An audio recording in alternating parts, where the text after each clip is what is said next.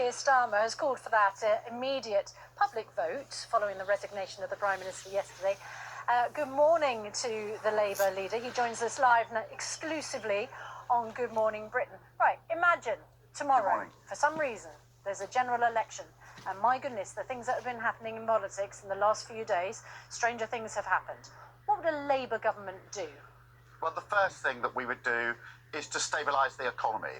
And that means setting out a clear plan with clear costing, which is what we've done, and to make absolutely clear that when it comes to institutions like the Bank of England and the OBR, we respect those institutions because we've got utter chaos at the moment. And, you know, having a revolving door with more chaos, you know, giving the next Conservative want to be their sort of experiment as leader of the party is not going to change that. So what we would do would bring in stability, have a serious plan for the future, serious plan for jobs, for living standards, to get us through the cost of living crisis. But the contrast really is this. You know, carry on with this utter chaos or have stability under a Labour government. Okay. And I think right. that's a choice that ought to be put to the British public because they've been damaged by this. The economy is tanking. People are having to pay more on their mortgages. And we've got this ridiculous situation now of yet another Prime Minister coming to try their hand. Let's ask about a couple of specifics. Would you cut public spending? We don't want to cut public spending because, you know, a month ago, Susanna, we weren't even having a discussion about spending cuts. If you'd been interviewing me a month ago, that wasn't a question any of us were discussing. We're discussing that question because this government crashed the economy with their kamikaze mini budget. And I ran a public service for 5 years, and I know that our public services, our NHS, I say they're on their knees. They say to me they're on their face. So we don't want to do that, but we do want to take prudent choices about the economy going forward. We've got a plan. So how are you going to fund public spending if you don't want to cut it?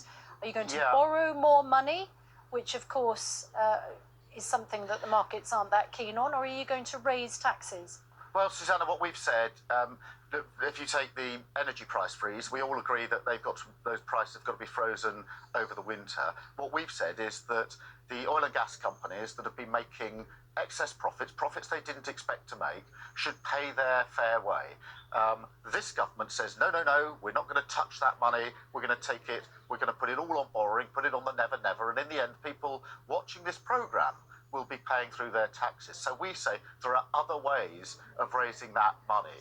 But, you know, Suzanne, we do have to reflect on the fact that we've got a government that has done huge damage to our economy, huge damage to our reputation. Look, so Keir Starmer, we haven't got long with you, and I don't want this just to be an interview about taking pot shots at the government. No, I understand. Because I think that the polls show that you, if a general election was held right now, would win it. So people want to know what a Labour government would do. You say you would maintain public spending, and you would do that through windfall taxes on the energy companies. Is that really going to pay to maintain public spending? You would have to either borrow more or put up taxes, wouldn't you? Well, there are other changes that we would make, Susanna. Let me take another example. The non-dom tax rules where people can pay their tax to another country even though they're working here. We would abolish that, and that would raise money.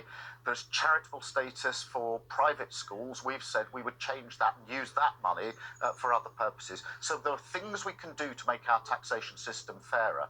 But underlying this, Susanna, there's another challenge, which is the real lasting problem of the last 12 years of this government is we haven't had economic growth. So what we've set out is a plan for growth, which is built on the fact that it's working people that create the wealth in our country. So we've got a plan that drives that forward, a fairer, greener Britain, and we've got a plan for clean power by 2030. That will deliver lower bills, it will deliver job security, it will deliver security so we're not exposed to the international market, and it will go a long way to dealing with our obligations in relation to the climate. So we've got not only strong fiscal rules, how we will spend money wisely, but also a plan for growth for our economy. That's the single most important thing at the moment. Let me ask you about a couple of other things.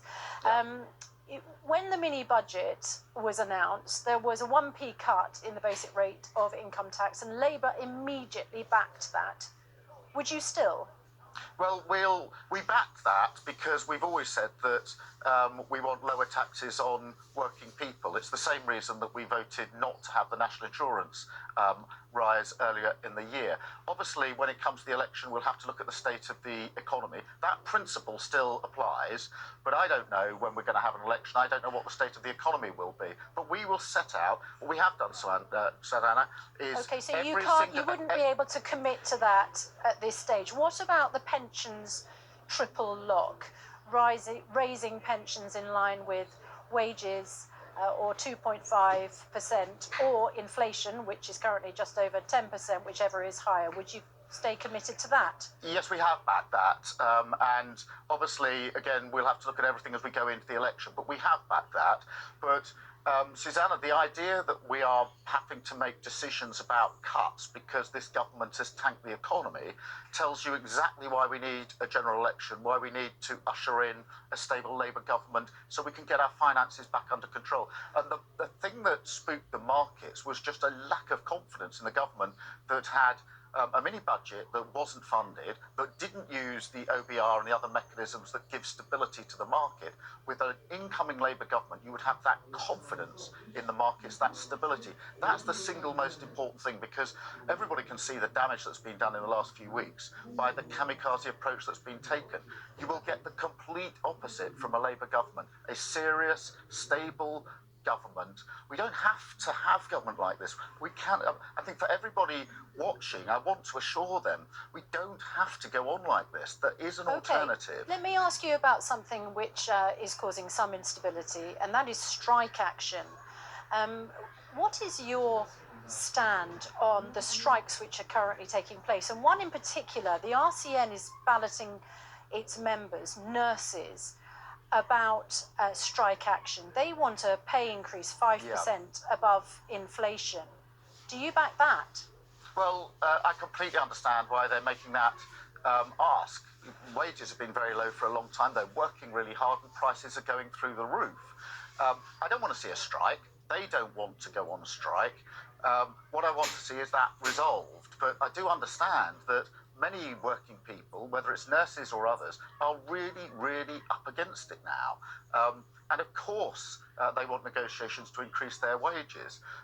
In the end, of course... if you came into power and you were in charge of their wages, would you grant it?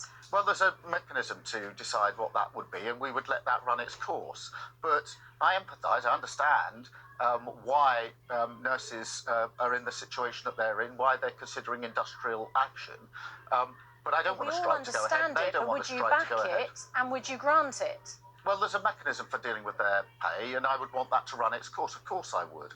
But, you know, the government has put us in this position, and we need to get out of this position. The only way in the end to get out of this position is to deal with the cost of living crisis, because with inflation through the roof, prices through the roof, the economy tanking because of this government, we need the stability that settles this situation, because otherwise, you know, pay resolution in, you know, a few months' time is meaningless if inflation's taken prices through the roof in 6 months or 12 months. We need a longer-term answer to this. Okay. And finally, the Lib Dem leader, Ed Davey, has said that Liz Truss should turn down the £115,000 that she's entitled to as a serving Prime Minister. Would you join that call, or do you think she deserves it after 44 days in office? No, she should turn it down. I think that's the right thing to do. She's done 44 days in office. She's not really entitled to it. She should